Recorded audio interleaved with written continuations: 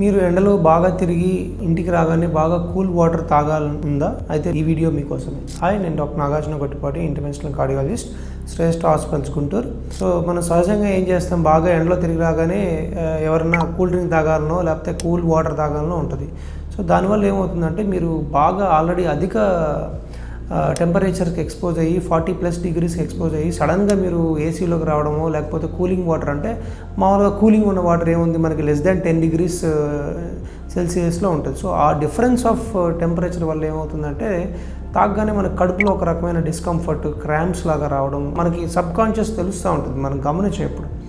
So అది జరుగుతూ ఉంటుంది. సో దీన్ని అవాయిడ్ చేయడానికి ఏంటంటే, కంపల్సరీ మనం రాగానే ఫస్ట్ ఎండలోంచి నార్మల్ టెంపరేచర్ రాగానే 10 minutes రెస్ట్ తీసుకొని రూమ్ టెంపరేచర్ వాటర్ తీసుకోవడానికి ప్రయత్నించండి. సో ఆ డీహైడ్రేషన్ నుంచి కరెక్ట్ అవ్వగానే కొంచెం కుదుట పడిన తర్వాత మీరు అప్పుడు కోల్డ్ వాటర్ తీసుకొని మీరు మీ ఆ దాహార్దిని తీర్చుకోవచ్చు.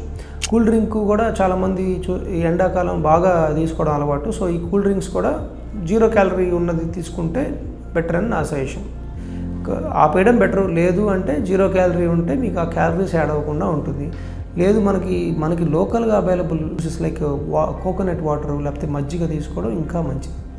సో మనం ఆ కాంపెన్సేషన్ అనేది సడన్గా రాకుండా దాన్ని కొంచెం బాడీకి టైం ఇస్తే, మన బాడీ అనేది ఒక వ్యవస్థ, ఒక మెకానిజం. ఆ మెకానిజంని మనం రెస్పెక్ట్ చేసుకుంటా దాన్ని షాక్ గురి చేయకూడదు ఎప్పుడు. సో ఈ జాగ్రత్త తీసుకుంటే ఏంటంటే మన బాడీని సేఫ్గా మనం రికవరీ జోన్లోకి తీసుకురావచ్చు. Thank you.